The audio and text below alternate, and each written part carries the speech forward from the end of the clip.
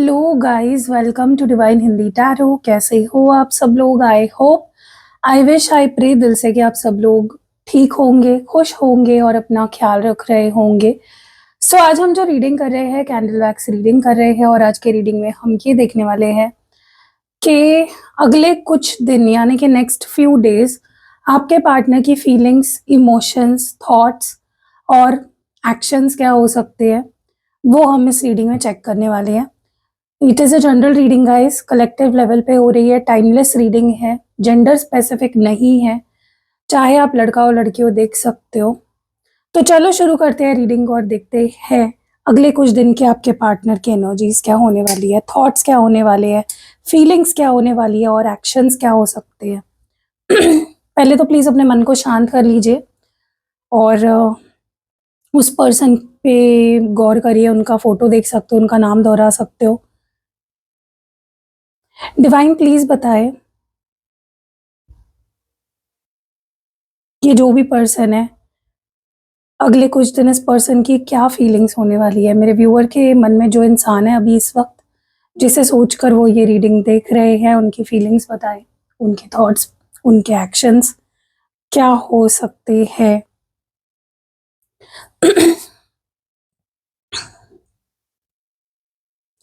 पता नहीं क्यों गाइस, मुझे ना बहुत हैवी एनर्जी लग रही है। ऐसा लग रहा है अगले कुछ दिन या तो आपके पार्टनर के ऊपर कोई प्रेशर हो सकता है काम का या किसी भी चीज़ का, तो उसकी वजह से उनकी बहुत ही गड़बड़ होने वाली है। मे बी वो बिजी रहेंगे बहुत ज़्यादा, यहाँ वहाँ भागम दौड़ी चलेगी इस पर्सन की। तो मुझे काफ़ी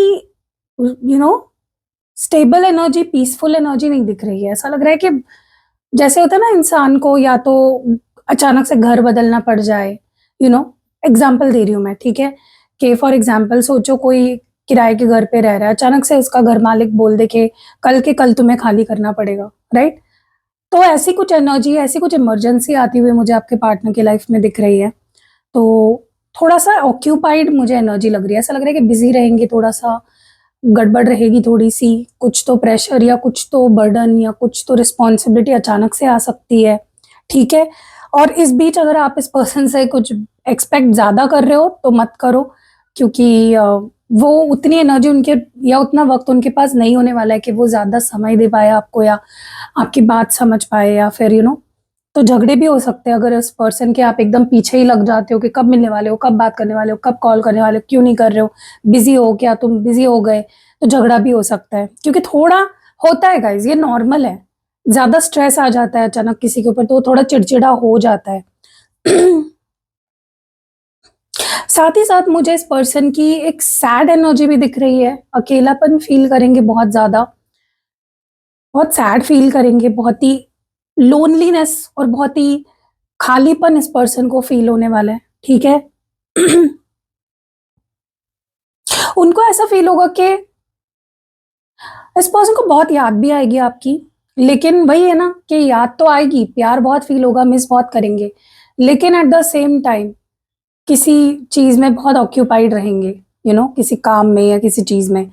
तो दोनों चीजें जब एक साथ होती है तो वो बहुत ही ज्यादा डिफिकल्ट हो जाता है, क्योंकि इंसान आपको मिस भी कर रहा होता है, उसके दिल में प्यार भी उमड़ रहा होता है, और साथ ही साथ वो सैड भी है, समझ रहे हो।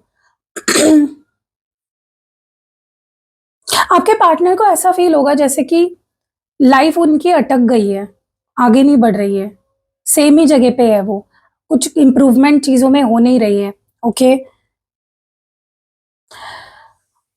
गाइस, अगर आप लोगों का रिलेशनशिप काफी टाइम से एक जैसा ही चल रहा था, ओके, या इस पर्सन की लाइफ एक जैसी ही चल रही थी, कोई इंप्रूवमेंट नहीं, कुछ बदलाव नहीं, कुछ चेंजेस नहीं, सेम पैटर्न रिपीट हो रहा है, सेम वही रूटीन, सेम सेम सेम, कुछ तो बदलाव बड़े लेवल पे आने वाला है, ठीक है। आपके रिलेशनशिप में भी और इस पर्सन के लाइफ में भी कोई बहुत बड़ा बदलाव आने वाला है, जो आपके रिलेशनशिप के लिए भी बहुत पॉजिटिव होगा और इस पर्सन के लाइफ के लिए भी बहुत पॉजिटिव होगा, ठीक है। थोड़ा शुरुआत में लगेगा अनकंफर्टेबल आपके पार्टनर को और आपको भी, क्योंकि आप भी इन्वॉल्व हो ना, रिलेशनशिप आपके साथ ही है। तो थोड़ा अनकंफर्टेबल फील होगा, थोड़ी दूरियां आएगी, थोड़ा डिस्टेंस फील होगा, डिस्कनेक्शन फील होगा, लेकिन फिर जो रीयूनियन होगा वो एक अलग ही लेवल पे होने वाला है, ठीक है। मुझे बहुत स्ट्रांगली तो यही मैसेज आ रहा है कि आपके पार्टनर बिजी होने वाले हैं अगले कुछ दिन, तो हो सकता है ये पर्सन आपको उतना अटेंशन, उतना टाइम नहीं ना दे पाए जैसे नॉर्मली वो देते हैं आपको, ठीक है? लेकिन बैक ऑफ द माइंड में आप इनके चलते रहोगे, ये आपको मिस करते रहेंगे।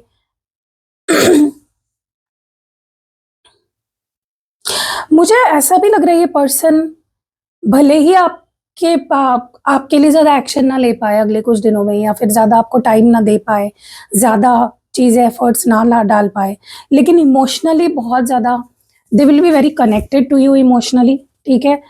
बहुत ज़्यादा ये कनेक्टेड फील करेंगे, आपको लिटरली मैनिफेस्ट करने वाले हैं, literally guys, they are going to manifest you, okay?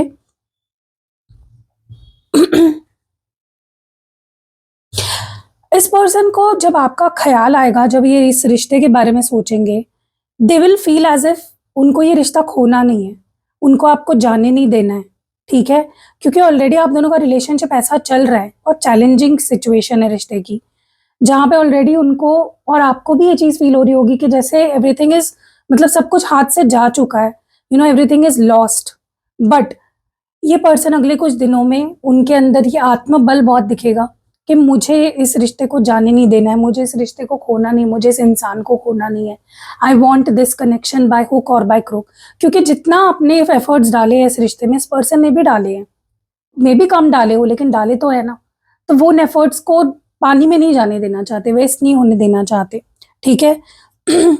देखो गाइस, मैं आपको एक बात बोलूँ, अगले कुछ दिन तक इस पर्सन के ऊपर किसी भी चीज़ का प्रेशर मत डालो, इनसे कोई सवाल मत पूछो, इनको किसी भी चीज़ के लिए बर्डन मत करो, ठीक है? लेट देम बी, उनको उनको उनका स्पेस लेने दो। जब वो कॉल करते तब उनसे बात करो, जब वो मैसेज करते तब रिप्लाई दो। इनके ऊपर अगले कुछ दिन आपको बहुत ज़्यादा बर्डन नहीं डालना है। स्पेशली मुझे जो नंबर दिख रहा है यहाँ पे 10 नंबर है, तो 10 दिन, नेक्स्ट 10 डेज थोड़ा सा इस पर्सन को ढीला छोड़ दो और आप अपने ऊपर फोकस करो, ठीक है? जितने कॉल आते हैं ठीक है, कंप्लेन मत करो किसी चीज़ की, ठीक है? क्योंकि जो भी कर रहे हैं ना, इवेंचुअली वो आप दोनों के लिए कर रहे हैं, चाहे फिर वो अपने करियर पे काम कर रहे हो, अपने फैमिली के साथ जो भी चल रहा है इनका नेक्स्ट 10 डेज या next few days, let them do, थोड़ा ढील दे दो 10 दिन के लिए, ठीक है? और इनके ऊपर ना कंप्लेन बॉक्स मत बन जाओ, ये क्यों नहीं करे, वो क्यों नहीं करे, कॉल क्यों नहीं आया, मैसेज क्यों नहीं आया, ठीक है? क्योंकि जो भी कर रहे हैं आप दोनों के लिए कर रहे हैं, they want a future with you, आपसे शादी करना चाहते हैं, लॉन्ग टर्म आपके साथ रहना चाहते हैं, अपनी पूरी जिंदगी आपके साथ बिताना चाहते हैं। तो अगर आप ये समझ के चलोगे कि जो भी हो रहा है मेरे लिए ही कर रहा है ये पर्सन, तो आप भी ज्यादा स्ट्रेस नहीं लोगे, आप भी ज्यादा परेशान नहीं होंगे और आपके पार्टनर को भी आप ज्यादा परेशान नहीं करोगे, ठीक है? नेक्स्ट फ्यू डेज ना गाइज, ये पर्सन जितना करते हैं आप उतना ही करो, ज्यादा मत करो, ठीक है? और ये भी उतना ही करेंगे जितना आप कर रहे हो, ये भी ज्यादा नहीं करेंगे, क्योंकि इनके लाइफ में मैं बोल रही हूँ ना, नेक्स्ट फ्यू डेज कुछ तो दिख रहा है मुझे, कुछ चेंजेस, कुछ बदलाव, कुछ गड़बड़ी, भाग दौड़, कुछ मुझे यहाँ पे दिख रही है चीजें। So let give them space. Miss बहुत करने वाले हैं आपको, लेकिन आपको भी उतना ही करना है जितना ही करते हो, और उनको भी, उनसे भी उतना ही उम्मीद करना है जितना आप उनसे उनके लिए करोगे, ठीक है? लेकिन मुझे यहाँ पे हारमोनियस रिश्ता बनता हुआ दिख रहा है। अगर इन 10 दिनों में आप दोनों का रियूनियन होता है, नो कॉन्टैक्ट से फिर से कॉन्टैक्ट में आते हो, रियूनियन अगर होता है तो बहुत अच्छा, बहुत हैप्पी, बहुत हारमोनियस रियूनियन होगा, बहुत प्यार मिलेगा, बहुत लव्ड फील कराएंगे आपको, ठीक है? क्योंकि इस पर्सन की आपके लिए जो फीलिंग्स है बहुत मैच्योर है, बहुत डीप फीलिंग्स है। ये पर्सन टाइम पास नहीं कर रहा है आपके साथ, ठीक है? ये बहुत सीरियस है आपको लेकर, ये कहते नहीं है, जताते नहीं है, लेकिन इट डजंट मीन कि वो आपसे प्यार नहीं करते, बहुत प्यार करता है ये इंसान आपसे, ठीक है? तो हो सकता है अगले 10 दिन आपको इस पर्सन से थोड़ा सा दूरी फील होगी, लेकिन ट्रस्ट द प्रोसेस। जो भी हो रहा है आप दोनों के रिश्ते के भलाई के लिए हो रहा है, जो भी हो रहा है आप दोनों के अच्छे के लिए हो रहा है, जो भी हो रहा है इस रिश्ते के भलाई के लिए हो रहा है, ठीक है?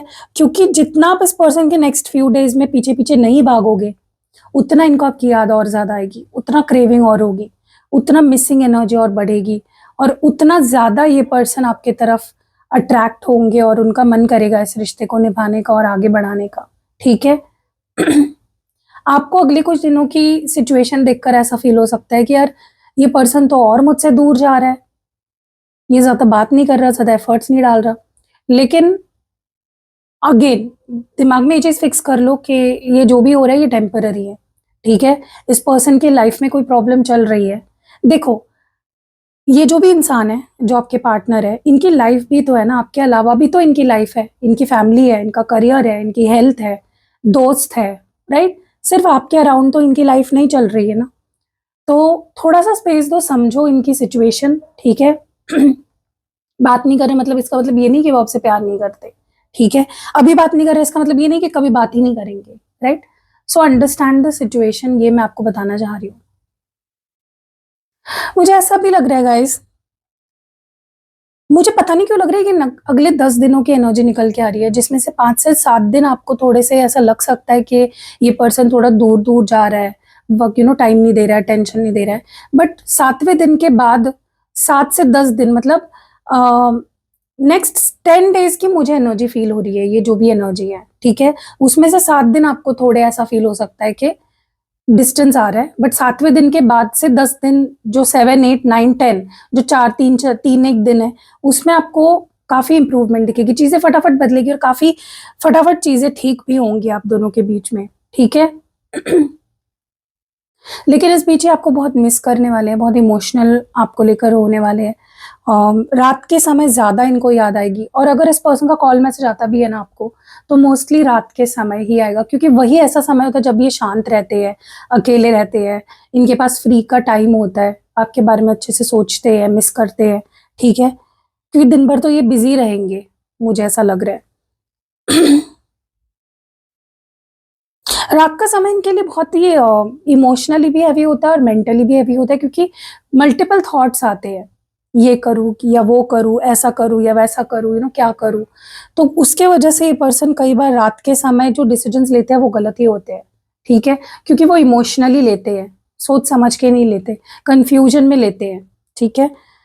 इस पर्सन के अंदर गाइस बहुत ईगो भी है। मुझे ऐसा लगता है कि अगले कुछ दिनों तक आपको ऐसा भी फील होगा कि ये ईगो में है, लेकिन ईगो नहीं है वो उनका। चुप-चुप रहेंगे इसलिए आपको ऐसा फ़ील होगा, कि ये पर्सन मुझे ईगो क्यों दिखा रहा है, ये एटीट्यूड क्यों दिखा रहा है मुझे, ठीक है? इनका कुछ तो फ़ोकस करियर पे है गाइस, कुछ तो चेंज आ रहा है इनके करियर में, या तो ये जॉब स्विच कर रहे हैं या लोकेशन स्विच कर रहे हैं, या कुछ तो बड़ा जंप ले रहे हैं अपने करियर में, ठीक है? इसीलिए ये चुप-चुप है। और ये मंथ इनके लिए मुझे बहुत सिग्निफिकेंट दिख रहा है, इनके करियर के कुछ डिसीजंस बड़े-बड़े लिए हैं इस पर्सन ने, और अब उसके एक्शन मतलब अब रियलिटी में उसी सारी चीज़ें होते हुए मुझे दिख रही है, ओके? तो इसीलिए आपको इनका रूखा-सूखा बिहेवियर लग सकता है, आपको लग सकता है कि पर्सन का ध्यान नहीं है मुझ पे, ये मुझे एटीट्यूड दिखा रहा है, मुझे ईगो दिखा रहा है, ये मुझसे गुस्सा है या पता नहीं नाराज़ है, इसके मन में पता नहीं क्या चल रहा है, चुप-चुप क्यों है, शांत-शांत क्यों है, लेकिन trust me, it is not about you, it is about their own career, ठीक है?